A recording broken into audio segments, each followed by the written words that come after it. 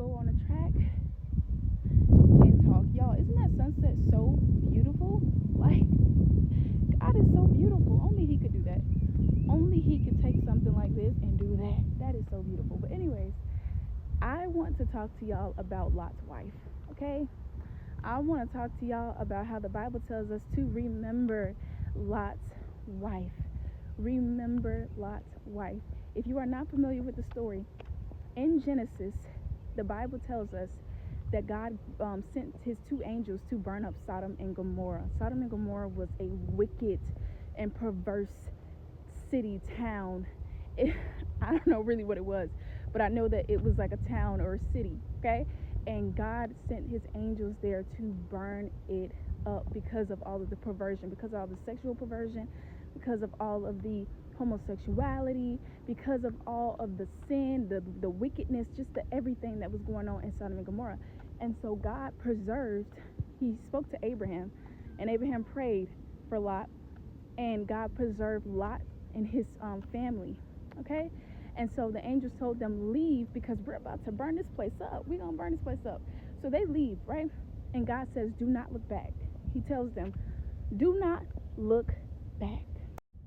Now, this is pivotal to the story because sometimes God will have us leave places and he'll tell us not to look back. He tells us in the Bible, he says, forget the former things of the past. Behold and see, I am doing a new thing. Do you not perceive it, right? He says, stand still and see the promise of the Lord.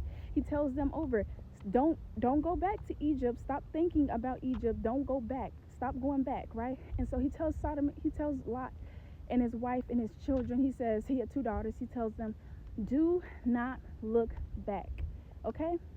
But what does Lot's wife do? If you are familiar with the story, you know that she ends up looking back. And when she looks back, what happens? She turns into a pillar of salt because she decided to look back. So what is so interesting about this is, in my Bible, it breaks it down and it says that Lot's wife looked back because her heart was still in Sodom and Gomorrah. And what was worse, if you don't know the story of Lot, I think y'all should go and read it, okay? I will put exactly where it's at in the description. But you know that his two daughters ends up, getting their dad drunk, raping their dad basically, and getting pregnant by their dad. And they strategically planned it out. The Bible is fascinating. If you don't know, the Bible is very fascinating. And so what that revealed about his two daughters is that they had the heart of Sodom and Gomorrah inside of them. Okay? They had that wicked and perverse heart inside of them. All right? And Lot's wife, her heart was still in Sodom and Gomorrah. So I just want to ask you, what is your heart still in? Let's do a heart posture check on today. What is your heart still in? What is something that God has asked you to leave? What is something that God has asked you to forget? What is something that God has pulled you out of, has delivered you out of, that you continue to go back to in your mind, that you continue to go back to in conversation? What is that thing that you continue to go back to? Because maybe your heart is there. And when God has instructed us, he said, forget the former things of the past. Look, perceive, behold, I am doing a new thing.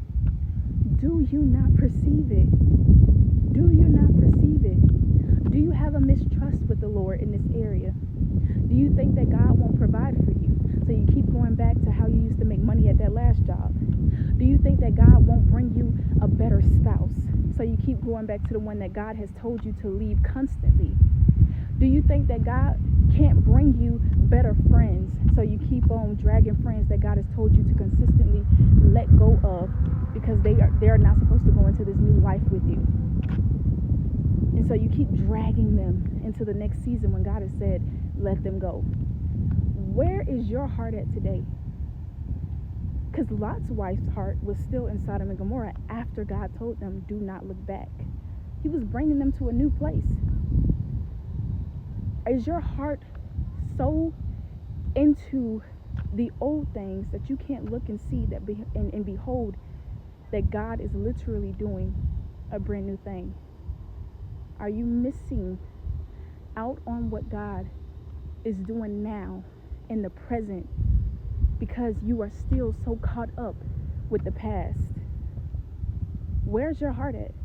And be honest. Be honest, y'all. And talk to God about where your heart is. Okay? And ask him to pull you out of that place. Ask him to make it like it never happened.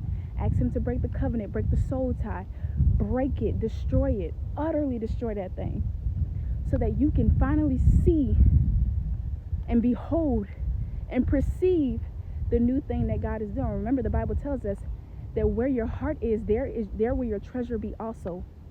So where is your heart at today? And let's just all appreciate God for this beautiful sunset. Oh my goodness. Look at that. That is gorgeous. Y'all have a good day. Bye.